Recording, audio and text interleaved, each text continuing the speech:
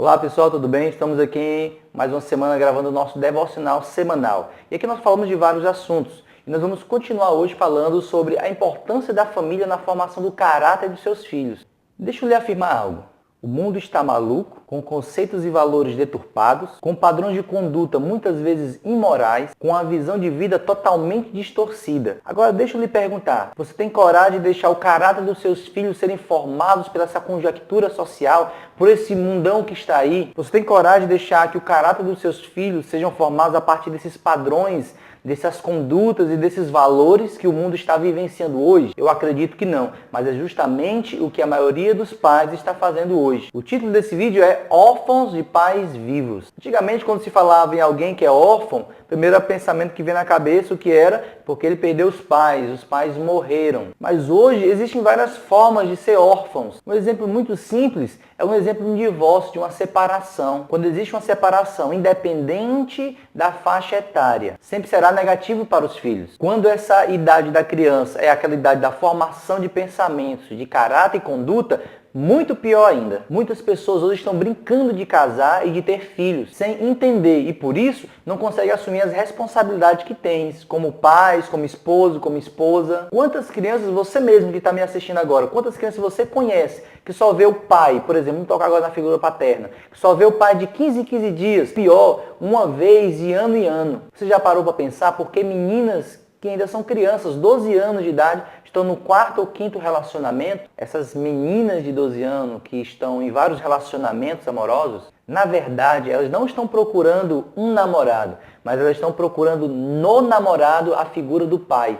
Existe uma carência sentimental profunda nesta geração, em especial da figura paterna. Por que eu estou falando da figura paterna? Porque normalmente quando há uma separação, há um divórcio, ou mesmo quando houve a união, estável ou não estável, apenas é um relacionamento que gerou um filho, normalmente essa criança fica com a mãe. A maioria da ausência é a ausência paterna. É por isso que você vê hoje tão comum crianças, meninas de 12 anos, 11 anos, em vários relacionamentos. Porque existe, eu vou usar essa palavra, uma dependência sentimental pela ausência paterna. Eu sei que pode haver outros fatores em relação a isso. Porque você pode dizer, mas eu conheço crianças que têm mãe e pai, que têm essa faixa etária e estão em vários relacionamentos. Muitas vezes essa criança de 12 anos tem pai e tem mãe. Só que existe ainda ali uma dependência sentimental. Por quê? Porque mesmo o pai estando dentro de casa, o pai não é amoroso, atencioso. Por exemplo, os pais deveriam tratar as suas filhas como princesas, de forma amorosa, de forma cuidadosa. Porque se a filha ela cresce com essa ideia que ela é uma princesa, no sentido de ser cuidada, de ser alimentada sentimentalmente dentro da família, ela não vai procurar em qualquer bueiro alguém que possa corresponder aos seus sentimentos. Desculpa até o que eu vou brincar um pouquinho aqui. Se ela é tratada como uma princesa pelos pais, ela não vai procurar qualquer sapo. Estou falando aqui de meninas, mas os meninos também têm problemas com a ausência paternal. Quando o filho cresce sem a figura paterna ao seu lado, ele vai perder então o padrão, a referência de homem. Que padrão de pai eu devo seguir? Que padrão de esposo eu devo seguir? Então, se ele não tem um padrão de como um pai se comporta em relação à esposa, de como o pai se comporta em relação aos filhos, qualquer padrão é bem-vindo. Na ausência do pai, falta o referencial paterno. Existe uma geração que está crescendo sem referência paternal. Quando uma filha cresce sem esse padrão, sem essa comunicação do pai ao seu lado, então ela perde o padrão de esposo. Que tipo de esposo eu preciso ter? Se ela tivesse um pai que fosse um bom esposo para sua mãe, então ela vai fazer o quê? Ela vai ter um referencial. Esse é o tipo de esposo que eu tenho. O contrário também é verdade. Talvez ela tenha um pai em casa, mas esse pai, mesmo estando em casa, não é um padrão de bom esposo, não é um padrão de bom pai. Então, quando essa mulher, essa jovem, está dentro de casa, tem pai e tem mãe, mas o pai não é um bom referencial, isso significa que qualquer um que ela buscar lá fora, não importa, já será melhor para ela, na cabeça dela, do que o pai dela. Às vezes é por isso que muitas mulheres conseguem conviver e suportar tantos problemas. São casadas e têm problemas por quê? Porque quando eram filhas ainda, viam o pai como um referencial. Batendo na mãe, espancando, bebendo, batendo nos filhos. Então na cabeça dela aquilo era a normalidade. Aquilo na realidade era aceitável. Se era aceitável quando ela era criança, também pode ser aceitável agora na fase adulta. Por isso muitas mulheres conseguem conviver em situações tão difíceis vezes, com companheiros que às vezes mancam, não as respeitam de verdade e vão vivendo a vida por causa do padrão e a referência que ela tinha no passado. Você consegue perceber que o simples fato da ausência, seja física ou sentimental, do pai dentro da família, já causa problemas, traz uma consequência negativa na criação dos filhos? Muitas vezes o pai está dentro de casa, mas desconectado com a criação dos filhos. Às vezes o pai está dentro de casa, mas não tem um caráter bom a transmitir, não tem um exemplo satisfatório a ensinar, um padrão de vida normal, de caráter, de conduta, de sentimento a oferecer aos filhos. Por exemplo, hoje é comum você ver homens que têm 3, 4 mulheres e um filho com cada uma dessas mulheres e não assumir a responsabilidade com nenhuma delas e muito menos com nenhum desses filhos. O maior ato de responsabilidade que esses homens têm com os filhos é dar a bênção quando os filhos pedem. Somente isso. Esse homem, muitas vezes, com esses 3 ou 4 relacionamentos,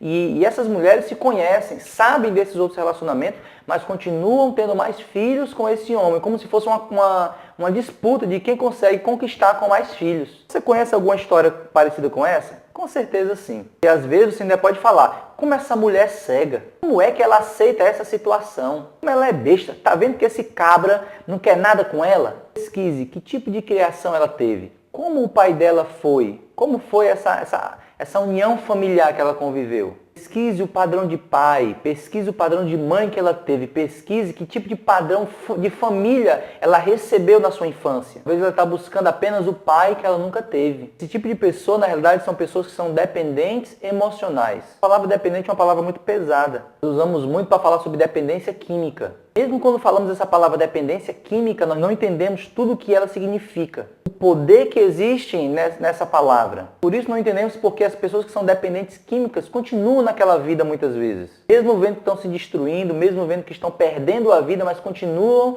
seguindo aquilo. A pessoa que é dependente emocionalmente ou sentimentalmente, idem, a mesma coisa.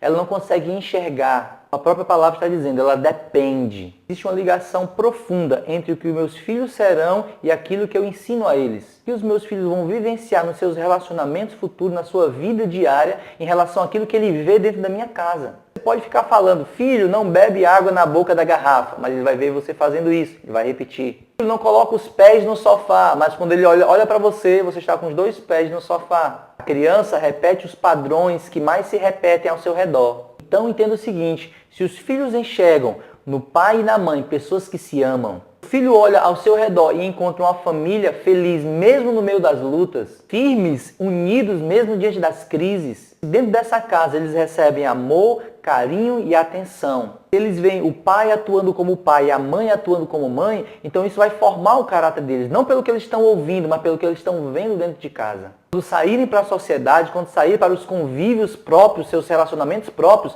eles terão um padrão, eles terão uma medida, eles terão uma balança. Como balancear, saber que aquele relacionamento é saudável. Eles vão ter um padrão de medida pelo resto da vida, para pais e mães, para casamentos, para filhos e filhas. Não estou afirmando nesse vídeo que somente quando tiver o pai e mãe, um filho é bem criado. Não estou afirmando isso. Eu estou falando que um filho que é criado apenas por um dos pais ou na ausência dessa comunhão familiar é muito mais difícil, é muito mais complexo, é muito mais complicado. Eu e meu irmão fomos criados apenas por nossa mãe. Minha mãe é viúva e teve que criar os 2 filhos desde cedo.